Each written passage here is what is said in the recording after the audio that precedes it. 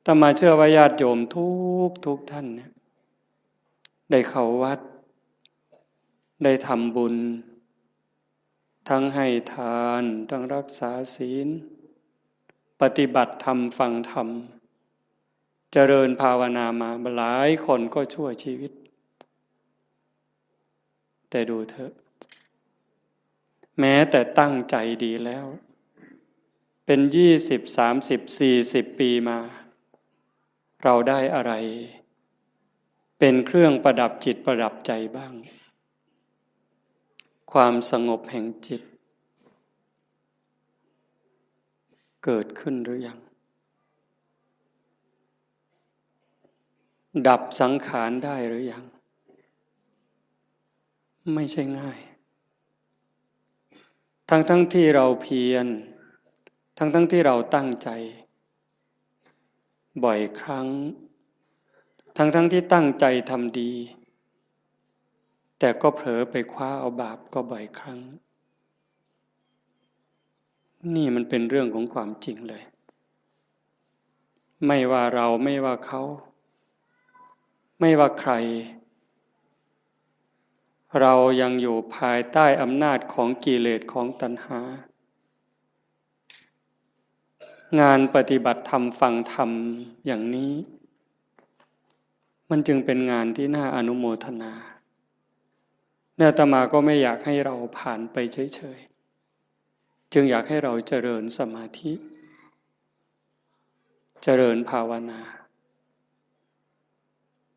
เพราะฟังธรรมก็ต้องทำจริงๆถ้าทำเล่นฟังเล่นมันก็เล่นของจริงกับของเล่นมันคนละอย่างในขณะที่เราหัวเราะสนุกสนานรู้หรือไม่ว่า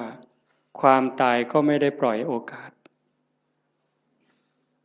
ความแก่ก็ไม่ได้ปล่อยให้เราผ่านไป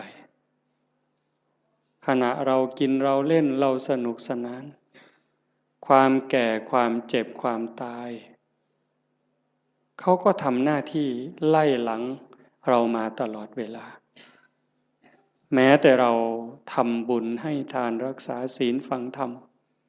เจริญภาวนาความตายความแก่ความเจ็บเขาก็ทำหน้าที่ตามปกติทั้งคนดีคนชั่วคนบุญคนบาปมหาโจรหรือพระอริยเจ้าความแก่ความเจ็บความตายเขาก็ตามหลังมาทำหน้าที่โดยปกติไม่ได้สนใจว่าใครจะเป็นใครแต่ที่องค์สมเด็จพระบรมศาสดาสัมมาสัมพุทธเจ้าสรรเสริญยกย่องให้คุณให้ค่าก็ตรงที่บุคคลนั้นเป็นผู้ไม่ประมาทไม่ประมาทในความยังหนุ่มยังสาวไม่ประมาทในความไม่เจ็บไม่ไข้จะหนุ่มจะสาวจะแก่จะเฒ่าจะเจ็บไข้หรือแข็งแรงก็เพียรตั้งหน้าตั้งตาทำบุญทำกุศลสร้างประโยชน์ตนประโยชน์ท่านให้เต็มกำลังบุคคลชนิดนี้แหละที่พระพุทธองค์ยกย่องฉะนั้นในเมื่อเราทั้งหลายปฏิญาณตนเป็นพุทธมามกะเป็นพุทธบริษัทผู้ที่เคารพนับถือองค์สมเด็จพระบรมศาสดาเราก็ต้องทำในสิ่งที่พระองค์ชี้ทางชี้แนะสิ่งที่พระองค์ทรงชื่นชมชื่นชอบการฟังธรรมปฏิบัติธรรมฟังธรรมให้เห็นธรรมเราก็ฟังบ่อยฟังธรรมให้เห็นธรรมไหมให้เข้าใจไหมจริงๆธรรมะนั้นไม่ได้อยู่ที่ไหนธรรมะอยู่ที่เราอยู่ที่กายที่จิตสุขก็อยู่ที่จิตทุกข์ก็อยู่ที่จิตคนดีก็เพราะใจดีคนร้ายก็เพราะใจร้ายจะเป็นคนโลภก็เพราะใจโลภ จะเป็นพระก็ใจนี้เป็น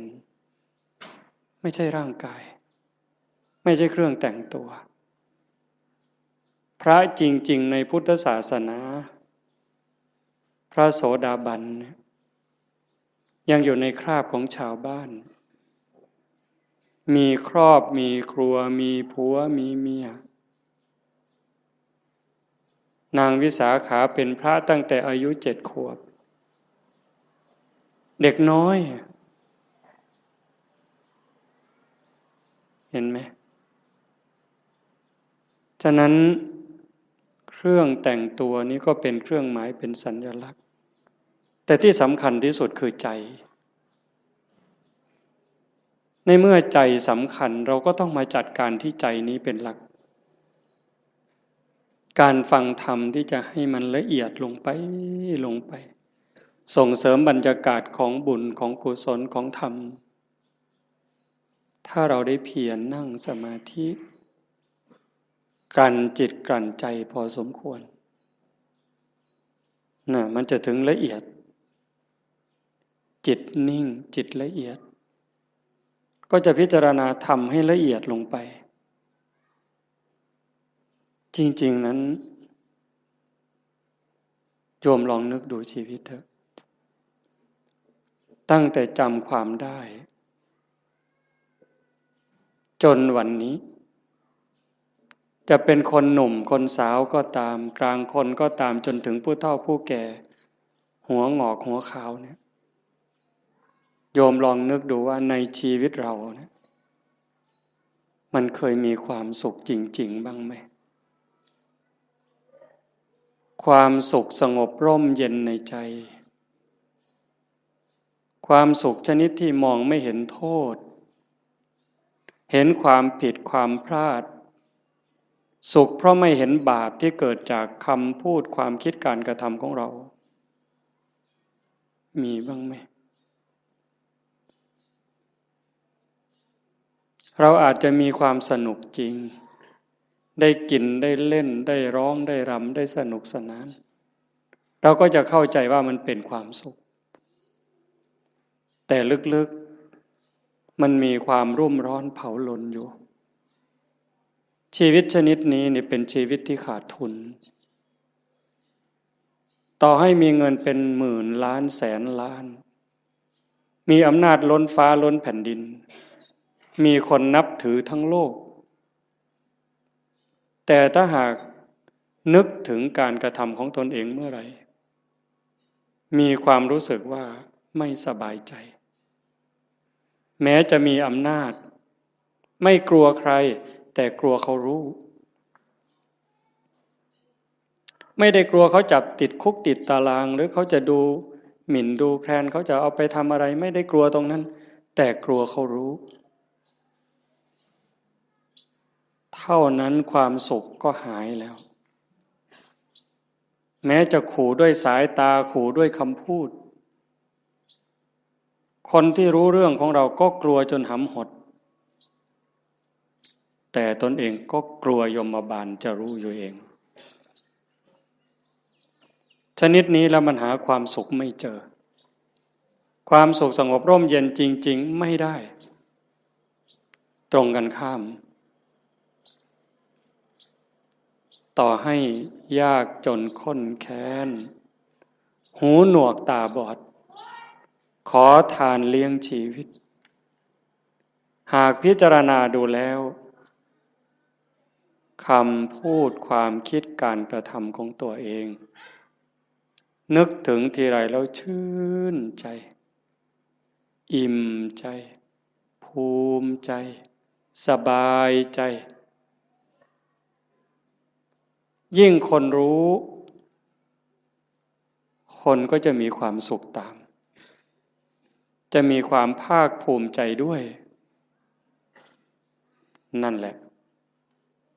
เป็นความสุขจริงๆแม้บุคคลพวกนั้นจะตาบอดหูหนวกขอทานเลี้ยงชีวิตแต่นั่นคือเศรษฐีนั่นคือคนรวยรวยบุญรวยกุศลวันนี้เป็นวันฟังธรรมวันธรรมสวนะ ญาติโยมอำเภอโพนทรายอำเภอสุวรรณภูมิอำเภอรัตนบุรีบางกลุ่มบางหมู่บ้านได้มารวมกันฟังธรรมที่วัดบ้านโพนทองแห่งนี้แต่มาว่าคนไม่มีบุญเนี่ยก็จะไม่มีโอกาสมาร่วมงานบุญแบบนี้ไม่สนใจไม่ใส่ใจเป็นเรื่องธรรมดาเป็นเรื่องปกติที่พระพุทธองค์บอกว่า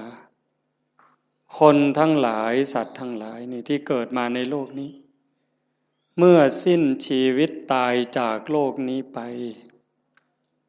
โอกาสจะไปแออัดยัดเยียดกันอยู่ในอบายภูมิมีนรกเป็นต้นนั้น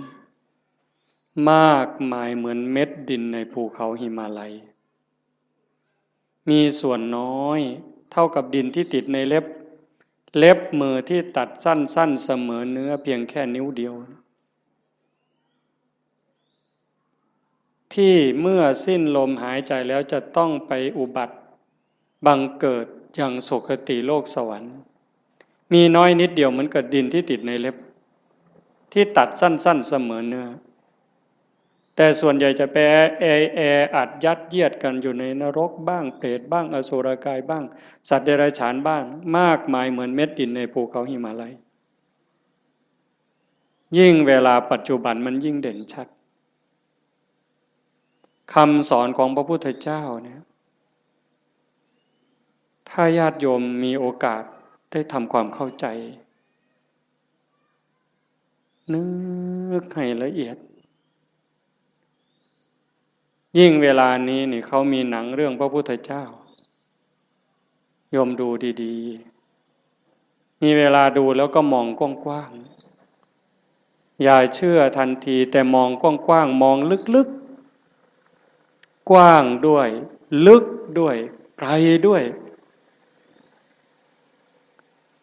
โยมจะเห็นความสะอาดความบริสุทธิ์หมดจดงดงามความเมตตาอันยิ่งใหญ่ขององค์สมเด็จพระบรมศาสดาถ้าพูดภาษาเรามีความห่วงใยมีความสงสารเห็นอกเห็นใจห่วงใยสัตว์ทั้งหลายเหลือประมาณจะหาใครเทียบเท่าขี้ฝุ่นของพระองค์ไม่ได้นอกจากมีความเมตตาความปรารถนาดีพระปัญญา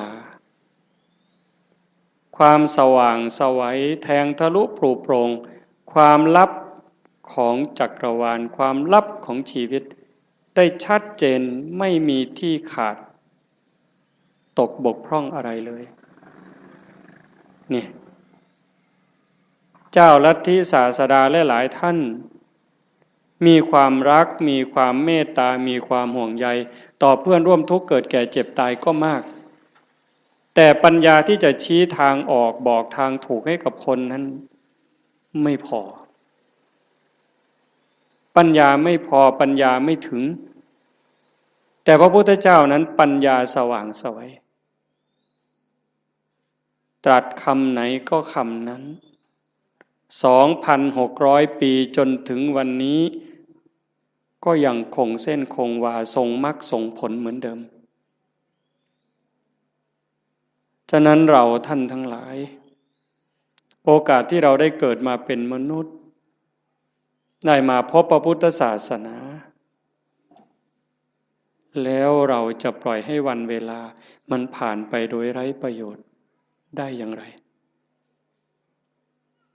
เพราะเราไม่แน่ใจไม่มั่นใจเลยว่าถ้าเราสิ้นลมลงไปจากชีวิตนี้แล้วเมื่อกายกับจิตแยกทางกันเดิน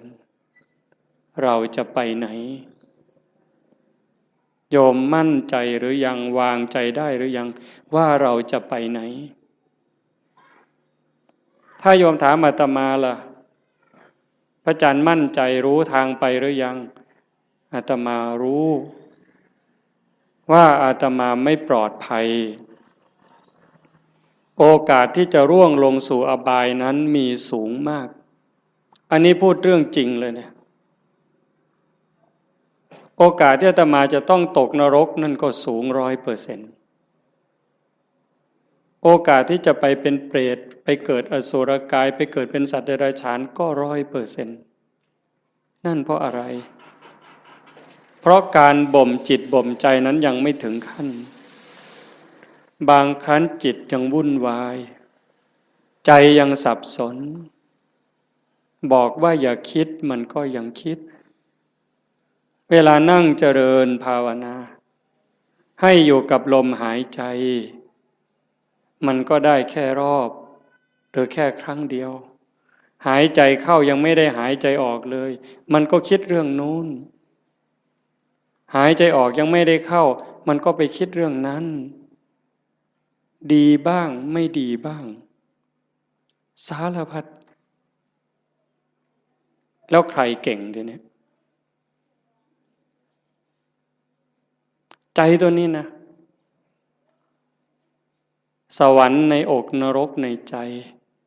นิพพานไม่ใกล้ไม่ไกลหายใจก็ได้ยินเวลาเราไปร่วมงานศพฟังเทศน์ครูบาอาจารย์ท่านก็จะพูดเสมอจิตเตสังกิริเถทุคติปาติกังขาเมื่อจิตเศร้าหมองแล้วทุคติก็ย่อมเป็นอันหวังนั่นคำว่าเศร้าหมองมันไม่ถึงกับสกปรกเด้โยมฟังดีๆเนี่ยนั่งหลับตาฟังดีๆคิดตามคำว่าเศร้าหมองนี่ยังไม่ถึงกับสกปรกจนน่าเกลียดเลยถ้วยชามเราล้างอย่างดีใส่ตู้กับข้าว5 วัน10 วันผ่านไปถ้าเราจะใช้ใหม่เนี่ยโยมยังต้องล้างเพราะฝุ่นละเอียดมันเข้าไปจับแล้วถ้ายิ่งเป็นเดือนเนี่ยเรามือไปขีดดูก็จะเป็นรอยในจานนั้นแต่มันไม่ได้สกปรกเกอะกรังน้ำแกงน้ำข้าวน้ำพริกไม่ได้เกี่ยวถึงขนาดนั้นเชื้อราก็ยังไม่เกิดแต่มันเป็นฝุ่นเข้ามาจับจิตใจเราก็เหมือนกันถ้ามันยังหงุดหงิดยังขุ่นเคืองคนพูดไม่ใช่ว่าไม่ถูกหูหรอกมันเพียงแค่เกิดปฏิฆะขุ่นเคืองเท่านั้นจิตก็เศร้าหมองถ้ามันเกิดบ่อยมันก็จะพัฒนาการจากความหงุดหงิดธรรมดาเป็นความขุ่นเคืองหนักขึ้นจนเป็นความโกรธเป็นอาฆาตพยาบาทตามมาถ้าไม่รีบรักษามันยิ่งกว่ามะเร็งอีกเห็นไหมความโลภก็เหมือนกันความโกรธก็เหมือนกันความอิจฉาริษยาก็เหมือนกันเรื่องกิเลสราคะพวกเหล่านี้นิวรณ์เครื่องกั้นกามราคะเห็นไหมยิ่งปัจจุบันเนี่ยจิตใจคนไหลลงต่ำเรื่องผัวเรื่องเมียเรื่องเพศกามารมณ์เนี่ยมันกัดกินใจคนเนี่ยไม่รู้หนุ่มรู้แก่ไม่มีเวลากลางวันกลางคืนไม่รู้ใครเป็นใครเพราะมันมีสิ่งยั่วยุตลอดเปิดโทรทัศน์ขึ้นมันก็ยั่วแล้วเปิดวิทยุแทบขึ้นมันก็ยั่วแล้วยิ่งมีโทรศัพท์เล่นอินเทอร์เน็ตอะไรเฟซไลน์ลงไปนี่มันจะมีทั้งหมดเขาบอกอย่างนั้นก็จะไปเห็นอะไรหลายอย่างจิตก็จะแตกใจก็จะพังลูกหลานเราก็จนไม่เคารพพ่อแม่ลูกหลานไม่เคารพไม่เชื่อฟังพ่อแม่ลูกศิษย์ไม่เคารพครูบาอาจารย์พระเนนบางครั้งก็ไม่อยู่ในร่องในรอยเพราะสิ่งเหล่านี้จึงไม่แปลกที่พระพุทธเจ้าว่าจะไปแออัดยัดเยียดกันในนรกบ้างเปรตบ้างอสุรกายบ้างมากมายเหมือนดินในเม็ดดินในภูเขาหิมาลัยแต่มันก็ไม่เหลือวิสัย ถ้าใครฝึกใครฝนใครอบรมบ่มจิตบ่มใจเนี่ยเพียรวันนี้ยังไม่ได้แต่ไม่ลดไม่ละในขณะที่เราเพียรฝึกขัดเกลาจิตใจตนเองแม้มันยังไม่สงบแต่บุญนั้นเราได้แล้วบุญนี่มันเกิดบุญนั้นมันได้ถ้าเราเพียรเราขัดเราเกลาจนกั้นจิตไว้หายใจเข้าก็ชัดเจนหายใจออกก็ชัดเจนช่วงที่เราเห็นลมเข้าชัดเจนลมออกชัดเจนช่วงนั้นกิเลสขาดไปจากใจ1 รอบ2 รอบ3 รอบขยาย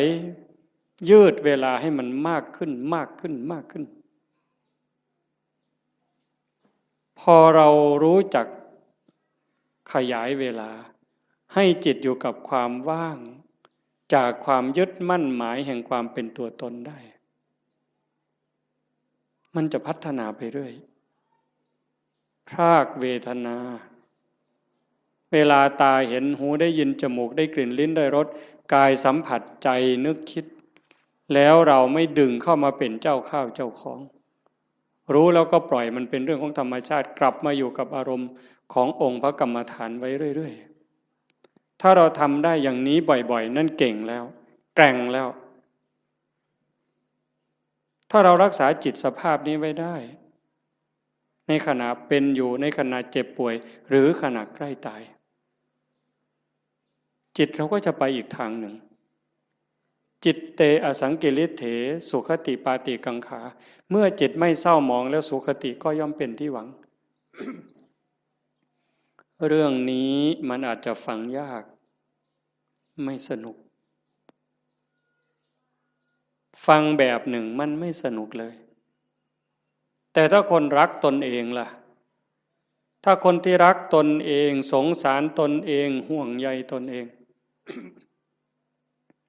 ห่วงใยจิตวิญญาณตนเองนี่ฟังเรื่องนี้นี่มันจะสนุกมากมันจะดูดไปเลยฟังแล้วสนุกอยากติดตามอยากทำความเข้าใจมันจะติดตามแต่ติดตามเฉยๆมันก็จะไม่รู้ถ้าเราฝึกด้วยอย่างตอนนี้เนี่ยเอาคนที่พอสู้ได้เด้ยืดตัวตรงๆหายใจเข้ายาวๆลึกๆทำใจสบายๆปล่อยลมยาวๆสบายๆไม่กดไม่เกร็งพยายามตามเข้าตามออกหรือดูที่จุดลมกระทบถ้ามันเห็นอย่างนั้นความอิ่มใจมันจะเกิดวัน1 2 3 วันนี่ยังไม่เท่าไหร่ถ้าเราทำไปเรื่อยๆผ่านวันที่3ผ่านวันที่4น้ำตาเริ่มมีนึกอะไรน้ำตาก็จะไหลมีความทุกข์ความวิตกกังวลพอน้อมจิตมาดูลมให้แนบสนิทสติดูที่จุดลมกระทบแนบสนิทลากลมละเอียดเข้ายาวออกยาวความรู้สึกเป็นสุขอิ่มเอิบใจมันก็เกิดมาอันนี้ยังไม่ใช่วิเศษวิโสอะไรหรอกเป็นเรื่องธรรมดาถ้าเราทำไปเรื่อยๆกลั่นจิตกลั่นใจของเราอย่างนี้บุญนั่นมันมากกว่าทอดกฐินเป็น800 ล้านไม่ต้องลงทุนลงแรงเลยนะบุญนี่มันต้องใช้ทุนใช้เงินใช้ทองอยู่ในบางเรื่องทานเนี่ยแต่ว่าการยกจิตยกใจเนี่ยมันไม่ได้ใช้อาศัยบ้างนิดหน่อยการให้ทานเป็นเพียงแค่เครื่องประดับจิตประดับใจให้จิตใจได้อิ่มเอิบได้เป็นเครื่องหมายแต่ถ้าเราทานตัวนี้บริจาคความโกรธบริจาคความหงุดหงิดขุ่นเคืองความเห็นแก่เนื้อแก่ตัวความรู้จักเอารัดเอาเปรียบเนี่ยพยายามสลัดสิ่งนี้ออกไปให้ทานความสะดวกสบายออกไป ฝึกฝนอบรมตนพอเราทำอย่างนี้บ่อยๆบ่อยๆมันจะได้ติดในองค์อาตมารับประกันเลยนะรับประกัน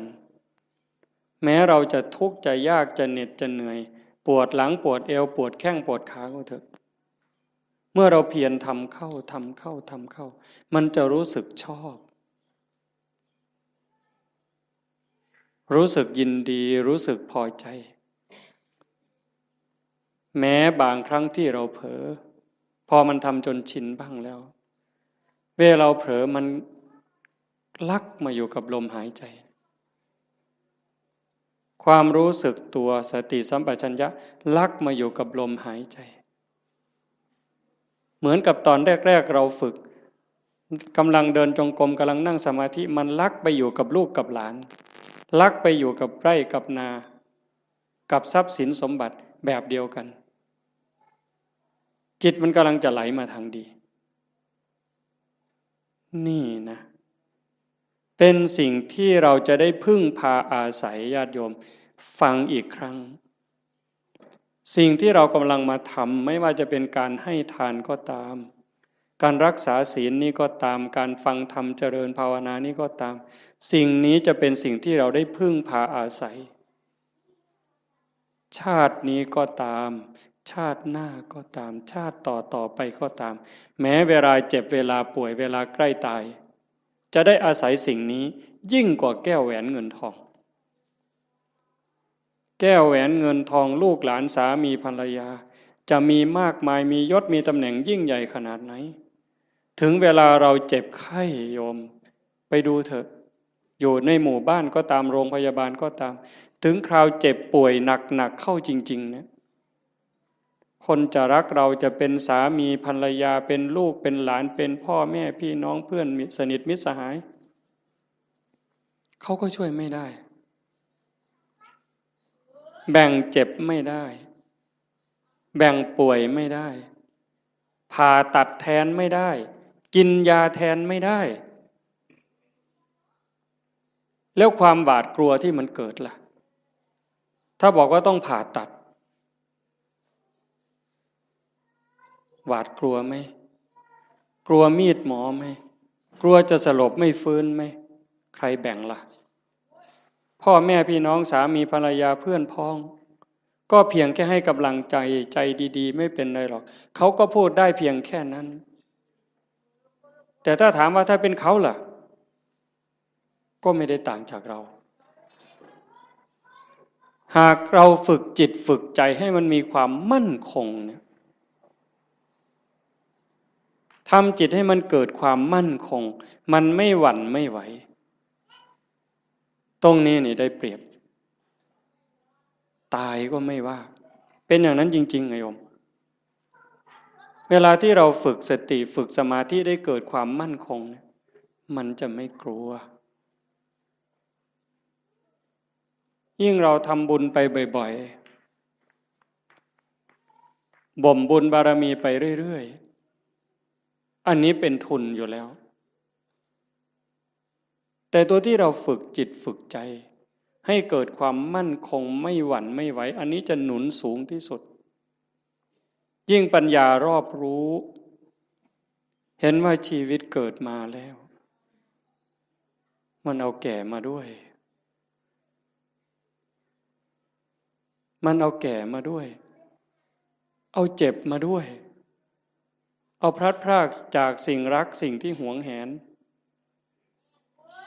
ให้เราไปประสบกับสิ่งที่เราไม่พึงพอใจไม่ปรารถนาเอาความผิดหวังในเมื่อเราตั้งใจอยากจะได้อย่างนั้นอยากจะมีอย่างนี้แต่ก็ผิดหวังอยู่เรื่อยพอตั้งใจปั๊บหวังปั๊บก็ผิดหวังเลยโยมก็เจอมาทุกคนเกิดเป็นธรรมดาแก่เป็นธรรมดาเจ็บเป็นธรรมดาสุดท้ายก็จะตายเป็นธรรมดาทำไมล่ะถึงต้องตายเพราะตายมันมาพร้อมกับเกิดในเมื่อมันเป็นอย่างนี้เราก็ต้องยอมรับฝึกจิตฝึกใจให้เห็นความจริงอย่างนี้อยู่บ่อยๆเตรียมตัวตายไว้เสมอทุกวันทุกวันมีคนไปกราบถามหลวงปู่พุทธทาสว่าทำอย่างไร ชีวิตถึงจะได้ประโยชน์ที่สุดถ้าพูดถึงบุญจะได้บุญมากที่สุดหลวงปู่พุทธทาสบอกว่าให้ทำความรู้สึกเหมือนกับว่าวันนี้เป็นวันสุดท้ายวันนี้เป็นวันสุดท้ายของเราที่อยู่ในโลกพอค่ำลงวันนี้เราจะตายอะไรที่เป็นบุญเป็นกุศลที่ยังไม่ได้ทำให้รีบทำบาปอกุศลอะไรที่ยังไม่ได้ละก็ให้รีบละขัดข้องหมองใจกับใครทำผิดทำพลาดกับใครก็รีบไปขอโทษเขาซะใครทำคุณทำประโยชน์กับเรายังไม่ขอบคุณเขาด้วยปากหรือไม่ได้ขอบคุณเขาด้วยใจก็รีบซะในเมื่อเราขอบคุณเขาขอโทษเขาจิตใจเราจะปลอดโปร่งโล่งเบาขึ้นง่ายต่อการภาวนาอีกจากนั้นก็พิจารณาชีวิตมันไม่มีอะไรเป็นของเราเลยโยมดูเถอะ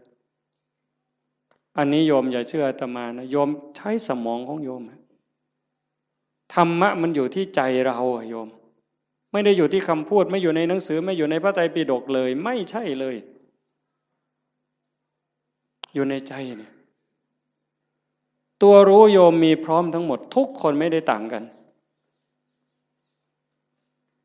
เวลาโกรธเนี่ยถ้าไม่มีธรรมะต่างคนก็ต่างอวดกันเนี่ยอวดความเกรี้ยวกราดความแกร่งกล้าความเลวร้ายของตนเองอวดโง่เขาว่าอย่าอวดดีนี่อาตมาว่ามันดีถ้ามีดีให้อวดนี่รีบอวดแต่ส่วนมากอวดโง่เห็นไหมกินเหล้าเลยหลายลังก็ไปอวดเขาว่ากินได้หลายลังอวดโง่นั่นมันอวดโง่ไม่กลัวใครใครจะลองเอาอะไรก็ว่ามาท้าตีท้าต่อยนั้นอวดโง่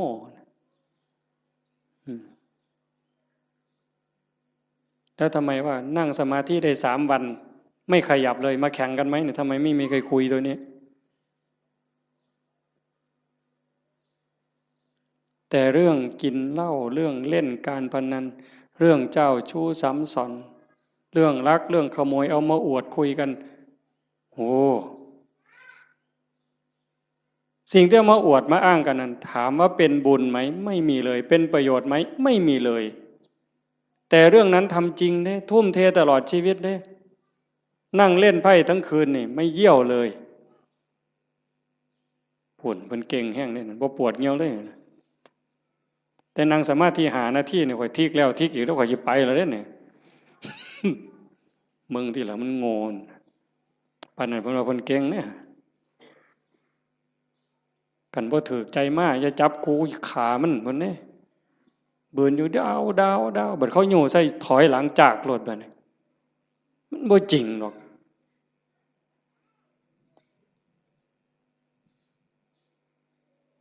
แต่เวลาทำคุณงามความดีนี่โอ้ยบ่คักไม่ไงบ่คักเพิ่นเด้เพียรในการประพฤติปฏิบัตินี้ก็ไม่เท่าไหร่แต่ก็ยังดีเรามาขนาดนี้ก็ให้เราเข้าใจว่าเรากำลังเก็บเกี่ยวสัมภารธรรมค่อยๆเก็บค่อยๆตำเก็บกรรมเพิ่มเติมทีละนิดทีละหน่อยอย่าสนุกสนานมากหัดพรากด้วยดิหัดพรากจากลูกจากหลานบ้างเบิ่งจังหนึ่งก็เป็นตะลุโตนย่ายอยู่ดอกคันบ่ไปอเซาะเลี้ยงหลานก็ย่านเขาบ่ให้กินก็ทำท่าหักลูกเขาไปซั่นละพอเขาให้อยู่นำที่จริงนี่เขาเห็นหมู่เจ้าหมดประโยชน์แต่โดนแล้วได้หมู่เจ้าฮู้บ่เนี่ยท่านฮู้โตบ่ว่าเขาว่าหมู่เจ้าเป็นคนบ่มีประโยชน์แล้วเด้ซุมื้อใครแน่แต่ครูบาได้พอได้ย่องหมู่เจ้านี่พอได้กินข้าวนำมื้อซื่อเด้คันร้องหมู่เจ้าจังหันบ่ได้โลดครูบาก็บ่เบิ่งหมู่เจ้าพอตายคือกันนี่ หิฟ้าวเฮ็ดบุญฟ้าวภาวนาลงวัดลงว่าเอาจริงเอาจังมันสิมีเวลาอีกจักมื้อเจ้าว่าอีกจักหน่อยก็ออกพรรษาแล้วอีก7 มื้อนึงลมวีมันนี่ไทยจำบีก็ออกเที่ยวซั่นเด้เพิ่นว่าลมวีไทยจำบีออกเที่ยวจักสิไปไสแล้วไทยจำบีก็ได้ผู้สิตายแน่นี่ล่ะหาเลิกหายามแล้วเพิ่นสิสึกเพิ่นสิไปรวยเพราะเพิ่นเก่าหั่นล่ะมันสิได้พอ3 มื้อบ่หัวตีดินคือเก่าอย่ามาคุยโตเว้ยสิสึกเป็นเลี้ยงแม่บ่มีผู้อยู่นำพ่อนำแม่เพิ่นเอาคือดอกโอ้ยบ่เห็นกลุ่มมือจักหลายออกไปปั๊บศพอยู่แก่คันหัวพุ่นบ่พอข้าวตีกันแล้วบักทิศนั่นเพิ่นว่าแม่ยากอีกบัดนี้ไปเว้าคว่ำไปเสียค่าเหล้าให้มันบักทิศทิศมาจากคำว่าบัณฑิตผู้ฮู้ผู้ฉลาดฮู้ดีฮู้ชั่วหมดแล้วเป็นหยังจังไปฆ่ากันตีกันให้แม่ยากให้แม่ไปเสียค่าเหล้ามันปลอมบวชมันจะ3 ศาสตร์พุ่นครูบาเขียวเจ้าของมันหูดำหูแดงมึงนะเพราะว่าโอกาสที่จะอยู่ในสภาพเช่นนี้เวลาที่จะเก็บเกี่ยวบุญกุศลฝึกตนเองแบบนี้มันไม่มีจะหมดโอ้บอกแล้วก็เรื่องหนึ่งเด้อยายเด้อจะว่าเรื่องดีก็ดีเด้เรื่องน่าสลดใจก็น่าสลดใจแต่ทุกอย่างมันมีคู่ในความชั่วก็มีความดีในความรู้สึกสลดใจก็มีความภาคภูมิใจอยู่ในนั้นตอนนี้สามเณรทางจังหวัดศรีสะเกษ19 สามเณรในโรงเรียนนี่แหละเพราะมันป่านนั้นนี่ยังเป็นของจริงอย่าไปเฮ็ดเราเด้อปล่อยแล้วกันสุดยอดแล้วนะ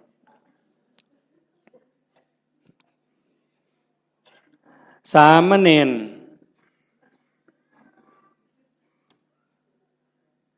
เห็นญาติโยมไปจำศีลเนี่ยฟังดีๆได้เรื่องนี้นะ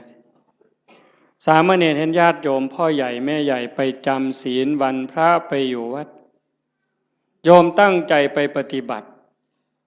นิมนต์พระพาเดินจงกรมพระกับพายางจงกรมบ่ได้บูจักดอกเฮ็ดเอาลวดพาทำวัดในขะหน่อยว่าไปโลดมื้อเจ้านั่นว่าไปโลดบ่แม่นแถว100เอ็ดได้บ่เพิ่นศรีสะเกษดอกมาหัวเฮ็ดหยังเดี๋ยวนี้ครูบาว่าเฮ็ดเอาโลดทำยังไง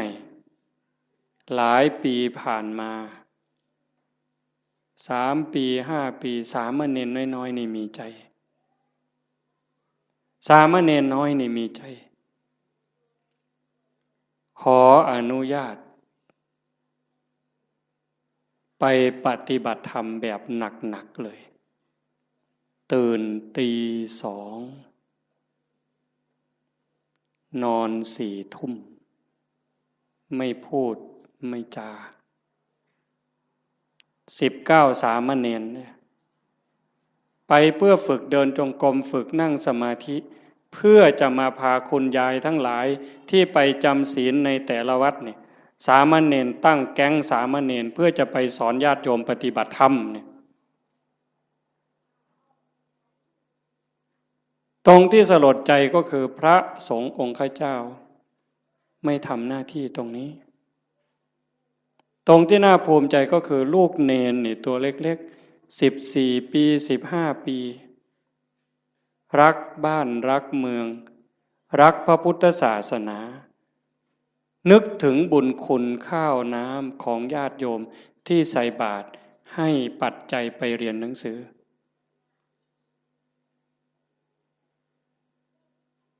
เหตุการณ์นี้เกิดขึ้นแล้วอาตมาได้ยินข่าวอาตมาก็จะสนับสนุนเต็มกำลังเลยตัวเนี้ย ดังนั้นญาติโยมโอกาสที่เราจะมีโอกาสมาร่วมกันฟังธรรมประพฤติปฏิบัติ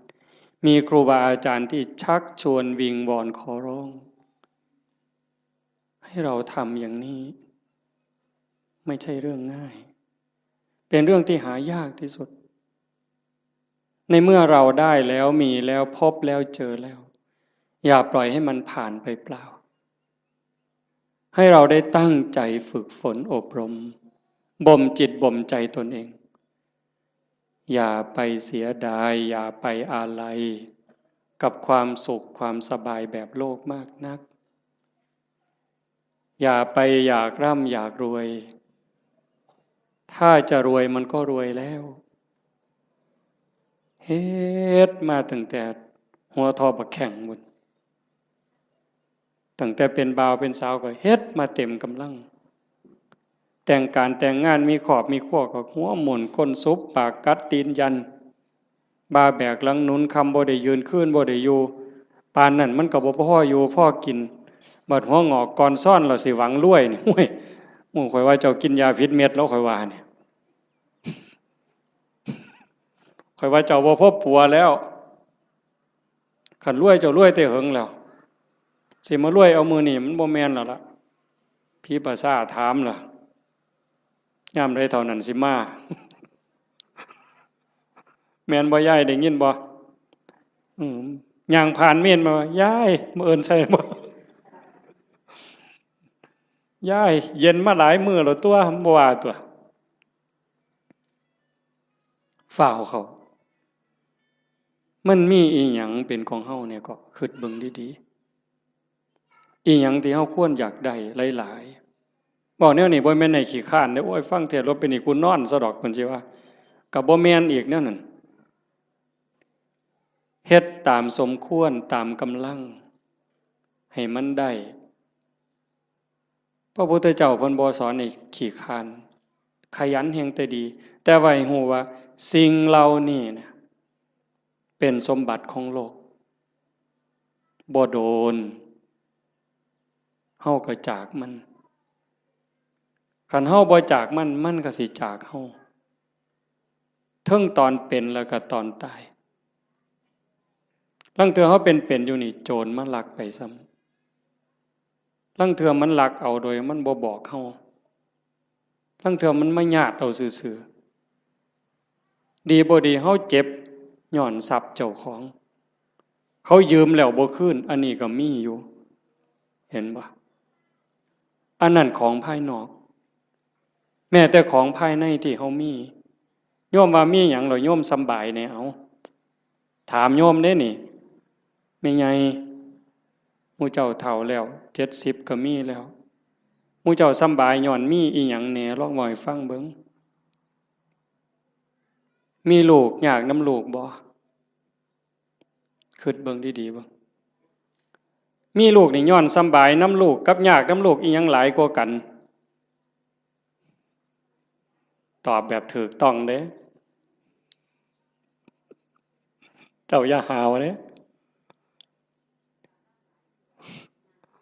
อย่ามาเว้าเอาใจอาตมาเด้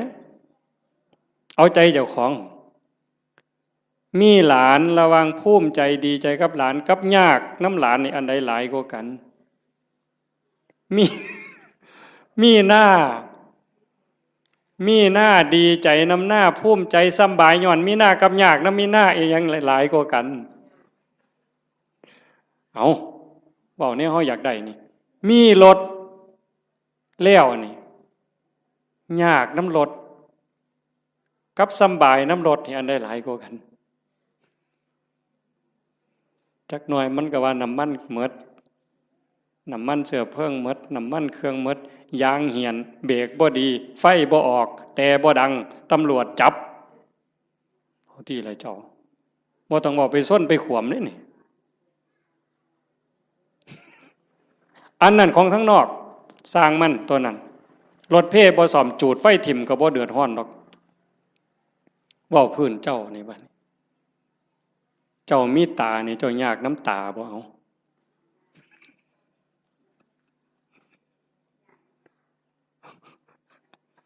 บ่ทันว่าไปฮอดขาดอกว่าซ้ำตานี่เอา ยากน้ำมันบ่นี่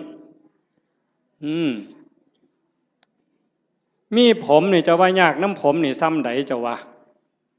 ตั้งแต่เจ้าเกิดมาตั้งแต่โกนผมไฟตั้งแต่ตัดมาแต่หอดพุ่นตั้งแต่พุ่นจนหอดพี่เมดจักแสนเหรอค่าตัดผมเนี่ยค่าตัดค่าย้อมมันนี่เมดไปจักแสนผู้บางคนผมซื้อกับเฮ็ดให้มันหยองเอาลองเบิ่งเจ้าเอาผู้หยองกับเฮ็ดให้มันซื้อเอาลองเบิ่งบ้าบ่พอปัวเนี่ยเอามันยาวก็ไปตัดให้มันสั่นผู้สั่นไปต่อเอาลองเบิ่งเจ้าผู้ผมดำก็ไปย้อมผมแดงเอาลองลองเบิ่งยากสำเร็จนี่ย้ำผมเหนียวหวยบ่ต้องบอกถึงมันเป็นรังแค่บ่ต้องบอกถึงกับสากับล่างได้นี่ซ้ำยากน้ำสียากน้ำหวีมันนี่ก็พอแห้งแล้วมือหนึ่งหวีแสกกลางมือหนึ่งเป๋ไปทั้งซ้ายมือหนึ่งเป๋ไปทั้งขวามือหนึ่งหวีเสยไปทั้งหลังขย่มพ่อใหญ่กำนั่นเหนียวหมอหนึ่งหวีทั้งงอนมาปกไว้หน้าผากเนี่ยโอ้ลองเบิ่งทีละคนมันยิ่งยากสำเร็จยากสำน้ำผมซื่อๆเนี่ยโอ้บอกผื่นป่าคนเนี่ยแต่มามันพอสมควรเด้อเนี่ยมู่ว่าของยากจักเม็ดเด้เนี่ยตั้งแต่ก่อนหวีเรียบร้อยสมมุติมันเฮ็ดเป็นตั้งเฮ็ดหัวจรวดขึ้นมาอีกเก้าเทื่อมันสิเฮ็ดได้ไม่ไงอันนี้พื้นผมเนี่ยตาก็ยากน้ำตาขันมันเป็นโรคต่อกระจกต่อเนื้อต่อลมต่อหินเอาทีละหูล่ะยากน้ำหูบ่มันก็ดีอยู่มันได้ยินแต่ว่าได้ยินเขาด่ากับขวบมันมีหูเนี่ยละเว้ยขันกูหูหนวกกูก็สิบ่เดือดร้อนซะดอก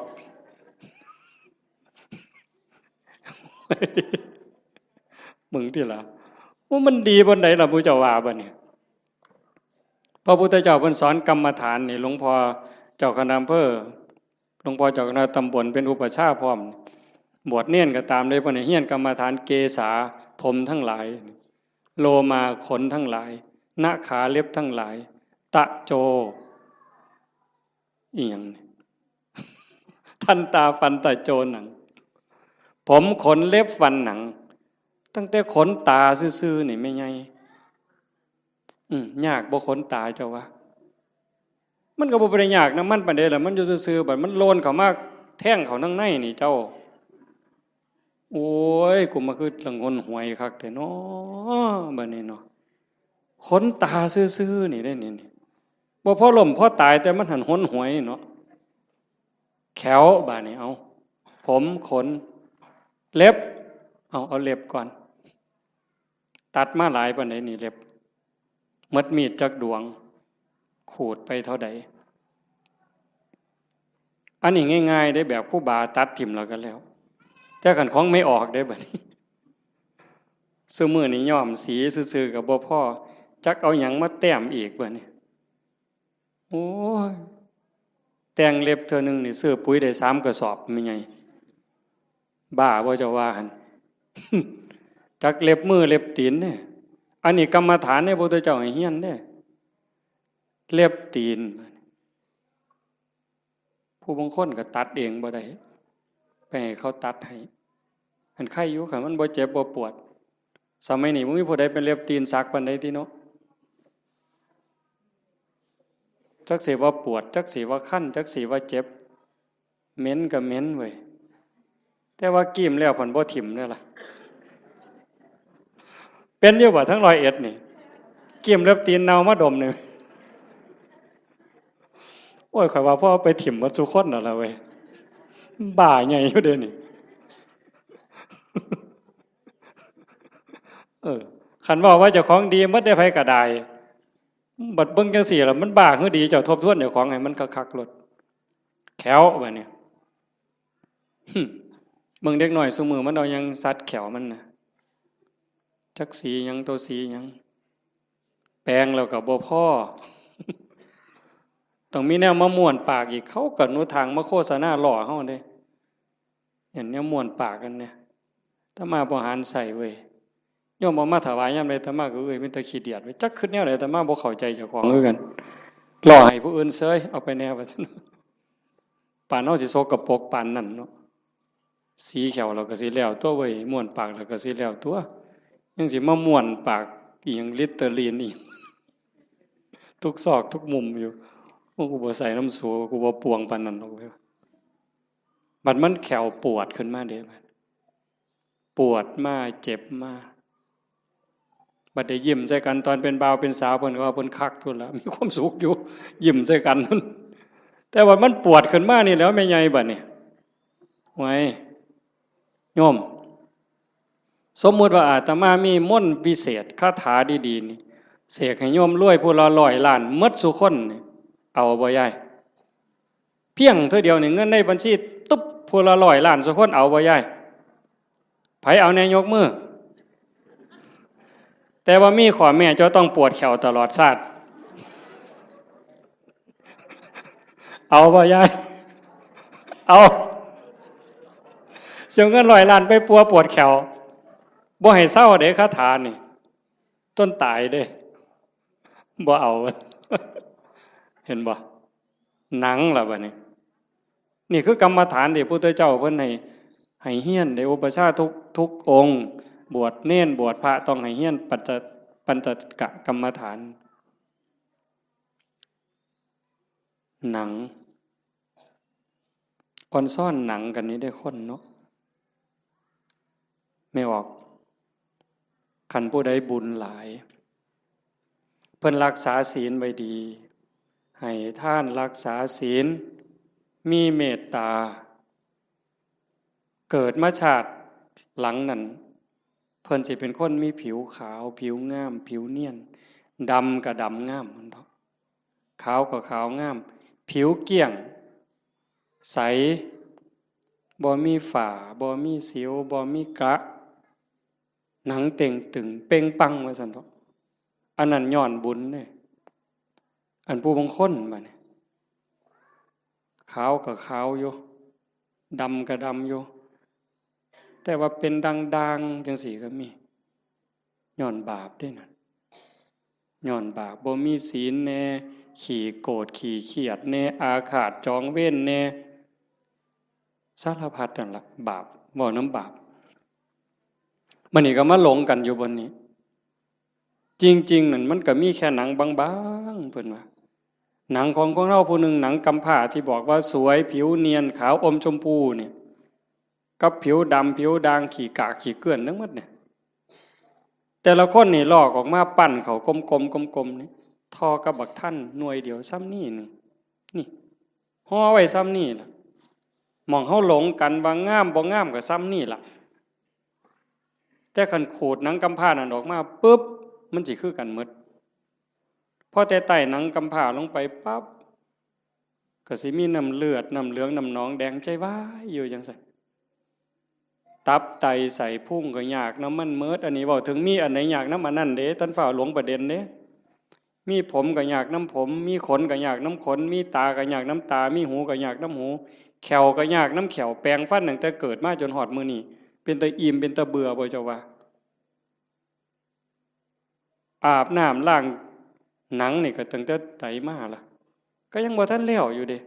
จนเขาเอาน้ำร้อนล้างเทื่อสุดท้ายมันยังจบบ่ได้ล้างเองดอกตอนนั้นเขาล้างให้จังสิเศร้า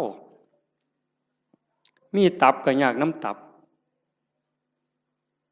ยากบ่อันเฮาบ่ทันว่าเป็นโรคตับนี่เฮาบ่งึดน้ำมันปานใดเด้แต่คันเขาว่าเป็นโรคปั๊บยากล่ะมีไตยากน้ำไตมีปอดยากน้ำปอดมีอันใดยากน้ำอันนั้นสุดท้ายก็ย้อนมีชีวิตก็จังได้ยาก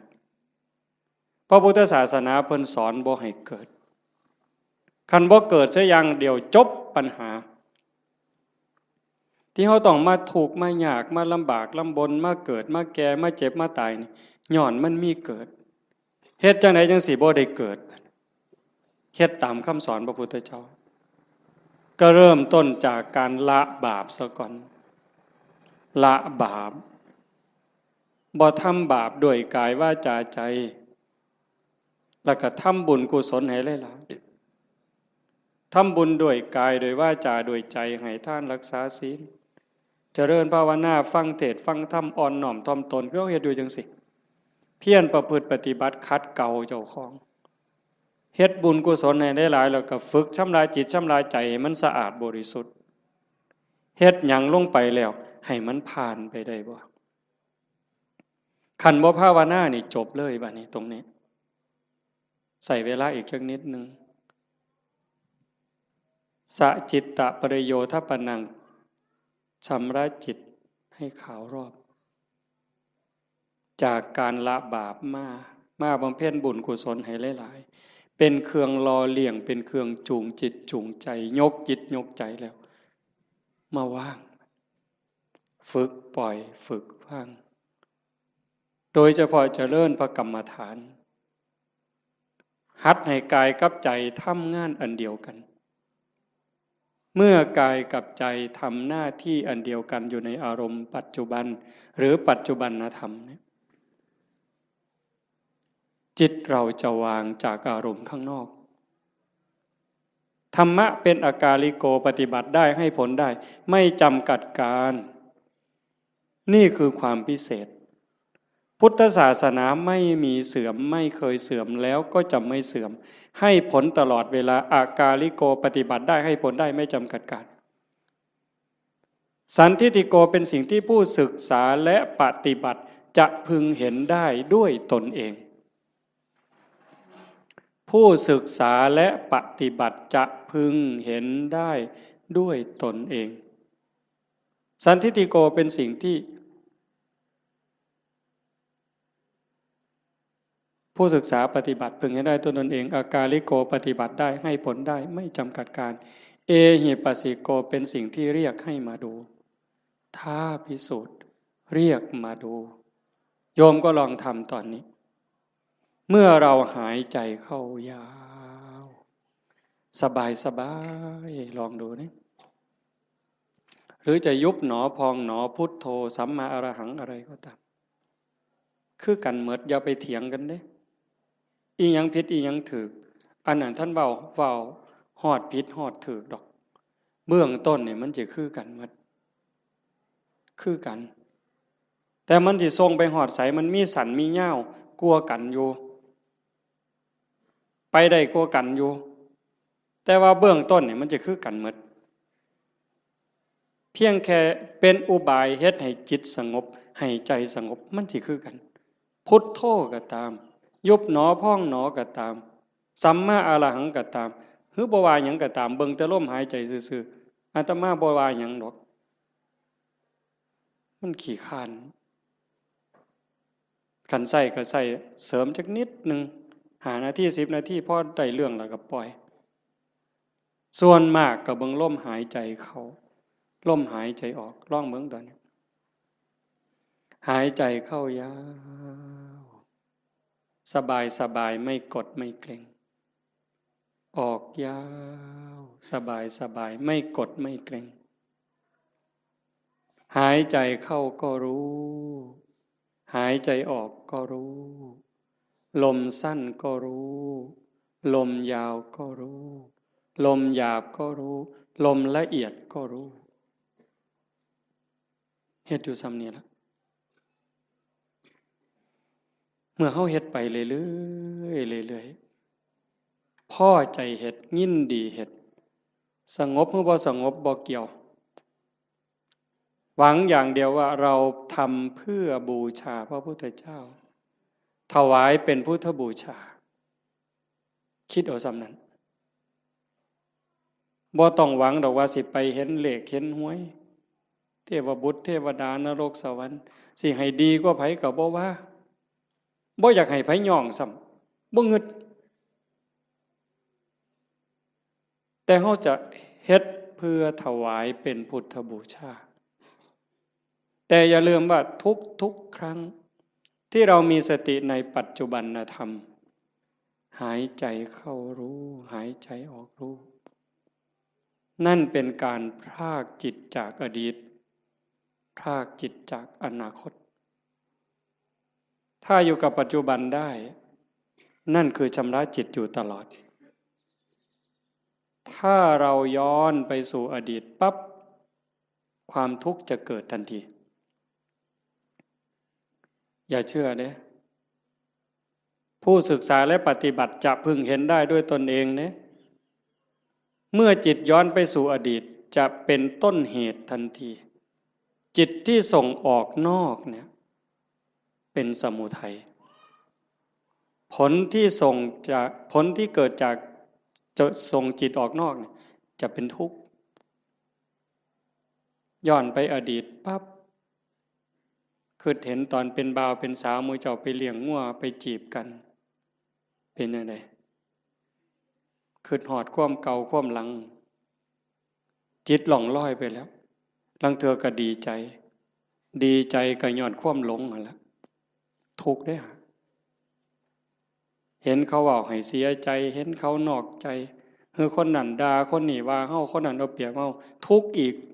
โกรธอาฆาตเป็นทุกข์เห็นบ่ขันบ่ย้อนไปอดีตเตลิดไปสู่อนาคตมื้ออื่นสิเป็นจังใดสิกินหยังอยู่หยังลูกสิเป็นจังใดหลานสิเป็นจังใดทุกข์อีกล่ะวาดวิมานในอากาศหวังกระทุกข์แต่ขันอยู่กับปัจจุบันปั๊บย้อนกลับมาอยู่ในลมหายใจหรืออยู่ที่พุทโธหรือสัมมาอรหังยุบหนอพองหนอปั๊บจิตพรากจากอดีตพรากจากอนาคตมาอยู่กับปัจจุบันจิตจะมีความสงบขึ้นมาถ้าเขาทำให้มันต่อจากหนึ่งรอบหายใจเข้ายาวรู้ออกรู้หนึ่งรอบ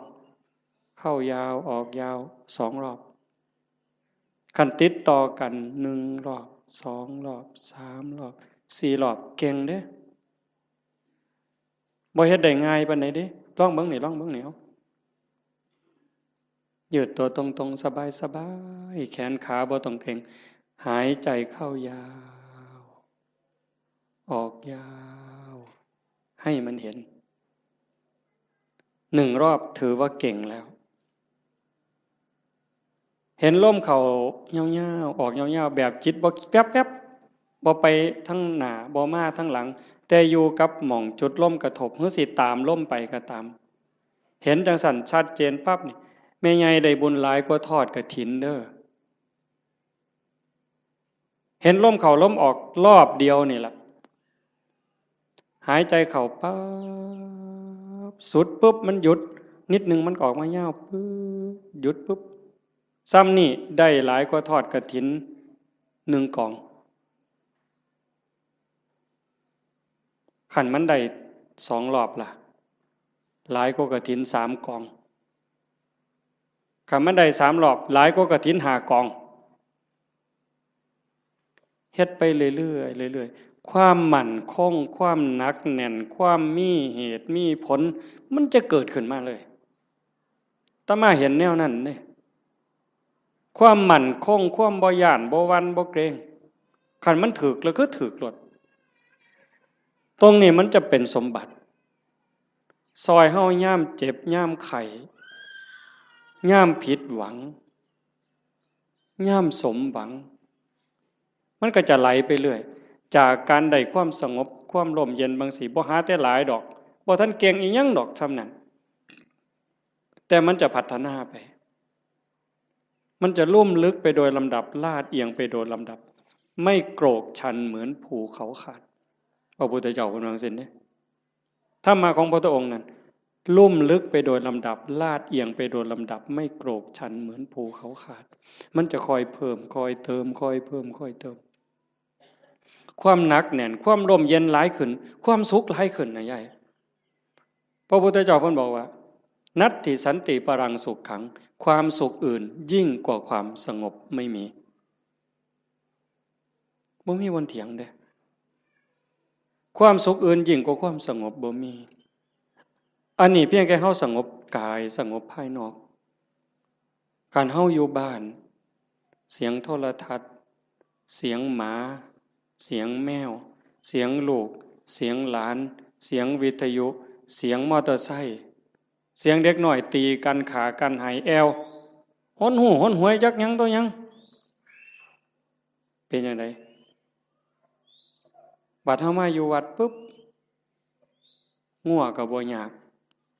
หน้าก็บ่ยากหลานก็บ่ยากลูกก็บ่ยากอยู่แต่เจ้าของเป็นจังไดซ้ำนี่สำบายขึ้นอันนี้ทั้งนอกเด้ถ้าใจเฮาที่มันเคยวุ่นวายเดี๋ยวก็ไปฮักเดี๋ยวก็ไปสั่งเดี๋ยวก็อิจฉาเดี๋ยวก็น้อยใจเดี๋ยวก็ดูหมิ่นดูแค้นผู้อื่นรักโกรธเกลียดกลัวทั้งรักทั้งโกรธทั้งเกลียดทั้งกลัวทั้งย้านมันรบกวนจิตอยู่ตลอดขึ้นลงแต่คันเฮาอยู่กับลมหายใจคือพุทโธปึ๊บหายใจเข้ารู้หายใจออกรู้ปึ๊บเข้าหูออกหูเข้าหูออกหูจิตเริ่มนิ่งลงสงบลงความอิ่มใจมันจะค่อยเกิดเอาไปเอามาพอ3 มื้อ4 มื้อ5 มื้อนั่งอยู่ซื่อๆน้ำตาก็ไหลดิไม่ออกสิเคยหลายคนเวลาตั้งใจเฮ็ดเนี่ยตั้งแต่คิดฮอดแม่คิดฮอดพ่อคิดฮอดผู้มีคุณคันเพิ่นยังอยู่ก็อยากให้เพิ่นได้เฮ็ดคิดฮอดเพิ่นอยู่ไสน้อมันเฮ็ดแทนบ่ได้เงินแสนเงินล้านก็ซื้อบ่ได้คันเพิ่นตายแฮงแต่คิดฮอดหลายเบิดเพิ่นเว้ากันบ่ฮู้เรื่องจักอยู่ไสชีวิตเฮาก็ได้มาจากเพิ่นเนาะได้อยู่ได้กินก็ย้อนเพิ่นได้เป็นขู่เป็นคนมาฮอดมื้อนี้ก็ย้อนเพิ่นสิตอบแทนแนวใดคิดไปจังซี่ก็น้ำตาพังยาวเฮ็ดจังได๋บัดนี้สรุปโอ้ยเฮาก็ต้องเฮ็ดดีแล้วบัดนี้แม่ตายจากพ่อตายจากเพิ่นมาเฮ็ดนำเฮาบ่ได้ชีวิตเฮาก็เป็นของเพิ่นเฮาเฮ็ดดีเพิ่นก็ได้นำสิตั้งใจเฮ็ดดีเว้าก็ให้มันดีเป็นประโยชน์กับตนเองและผู้อื่นอันใดสิเป็นประโยชน์กับโลกกับสังคมกับประเทศชาติกับศาสนาทุ่มเทโลดพ่อก็สิได้นำแม่ก็สิได้นำคนดีมันเกิดขึ้นบ่นี้อยู่พอมันจะได้พิจารณาเองของมันจากนี่ผ่านไปก็เก่งไปนำอีกเบิดยามมีแนวมากระทบตากระทบจิตกระทบกายกระทบใจอีหยังก็แล้วตายมันก็พาก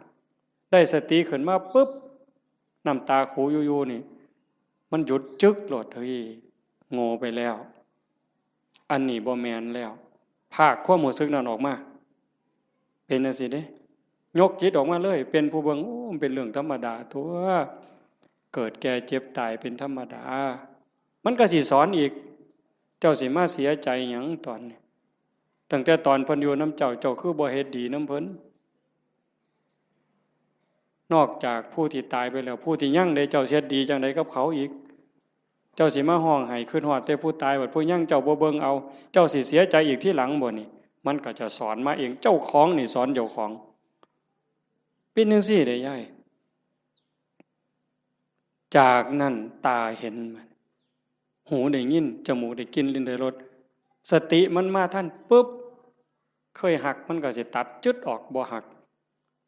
เคยเป็นตาสั่งมันก็สิตัดจึกบ่สั่งนำบ่หักนำบ่สั่งนำบ่ยินดีนำบ่ยินหายนำมันจะอยู่กับมันอย่างเดียวฮอดกินข้าวกินน้ำแซ่บมันก็บ่แซ่บ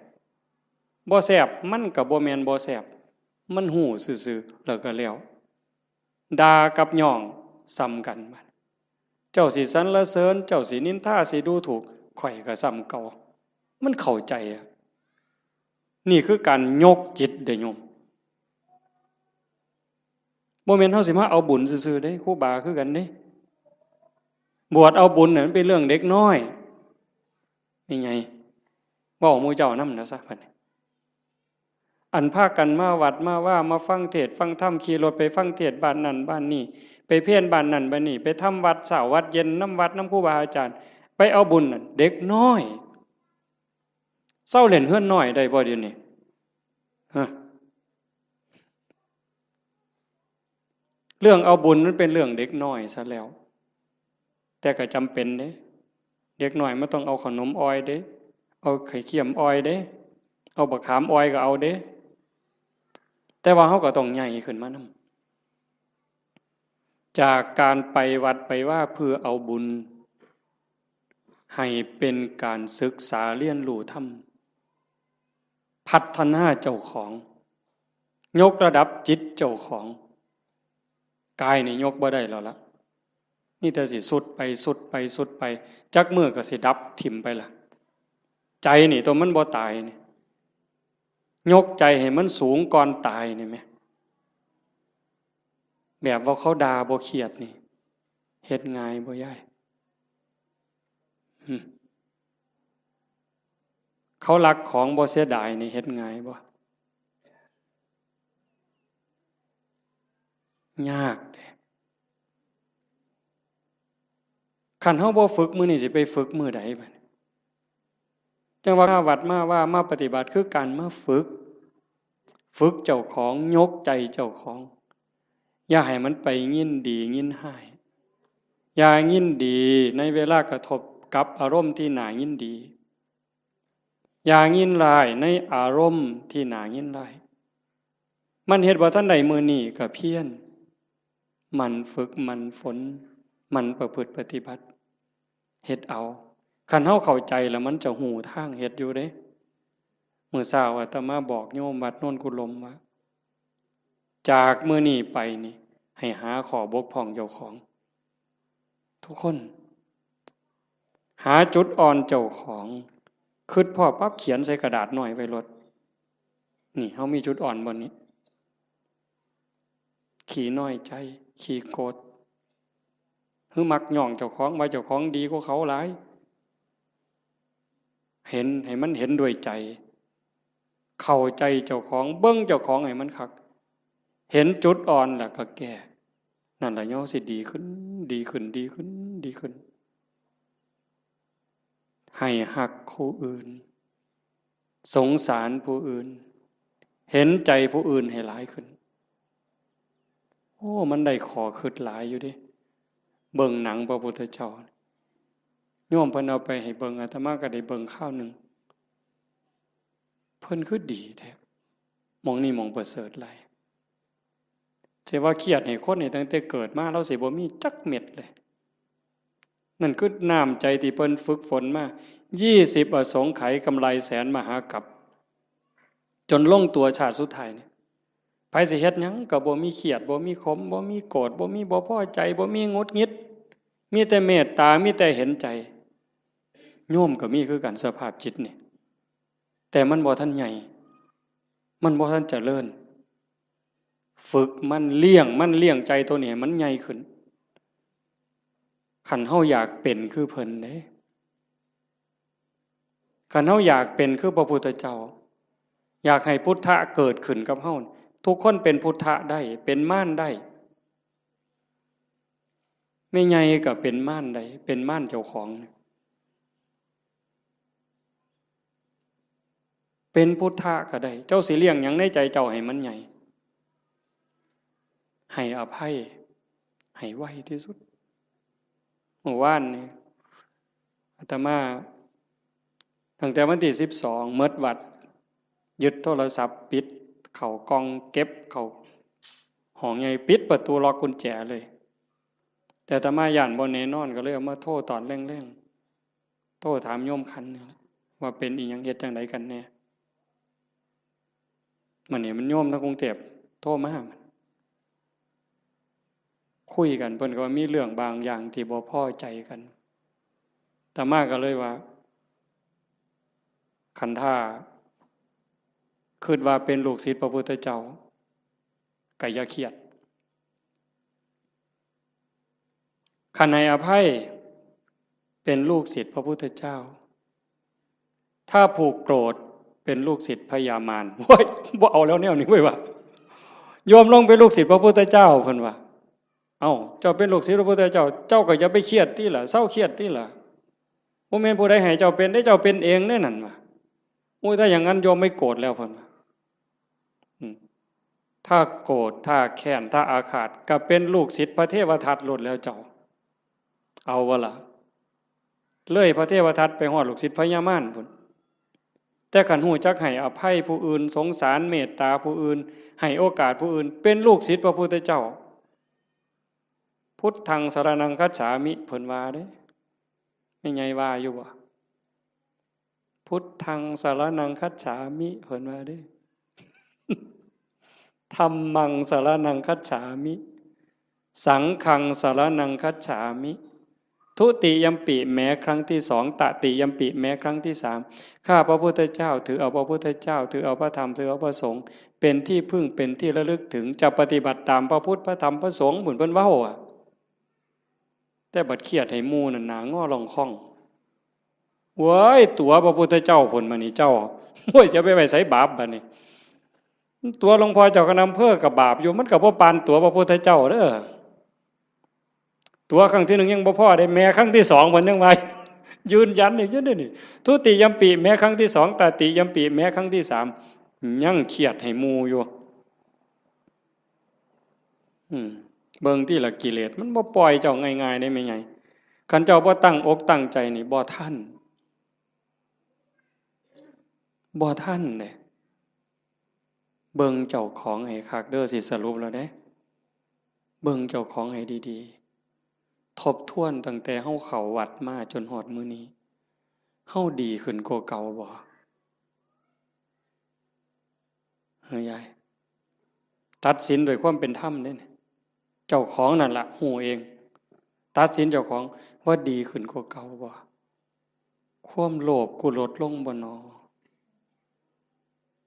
เวลาไปจำศีลนุ่งผ้าขาวอยู่วัดขันวัดใดเพิ่นให้ตักอาหารบนโต๊ะกูไปก่อนเนี่ยกูเอาขึ้นหอดผู้ทั้งหลังบ่นอนี่เบิ่งเป็นแนวใด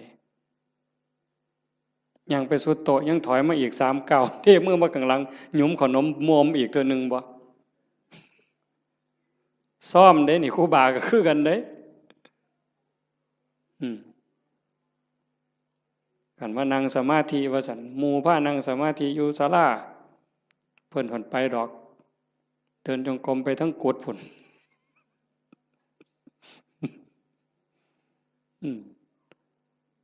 ยามปฏิบัติธรรมงานปริวาสคือกันยามหมู่เดินจงกรมเป็นแถวเพิ่นก็ไปดอกทำท่าไปห้องน้ำสลาดได้กิเลสผู้ใดสอนมันเจ้าวะมันหูจักเอาโตรอดคอรอแค่แลแก้โตนี่ไว้ปานเกียร์จักผู้ใดสอนมันปานนั่นได้มันนี่ให้กว่าน้ำยังวะถิ่มกับตาลงน้ำจากมันเข่าตาใดตัวตาใดแล้วมู่เจ้านี่คือกันขันร้องเฮ็ดหยังผิดมู่เหลียวเบิ่งนี่เพิ่นแก้ตัวปั๊บโลกดอกนั่งฟังเทศตอดเงาเงึกมู่เหลียวเบิ่งเพิ่นทำท่าเกาหัวเสยเพิ่นนี่บ่ได้ว่าเจ้าของเงานอนจักเม็ดได้หั่นมันฉลาดปานนั้นจักผู้ใดบอกมันหยังวะ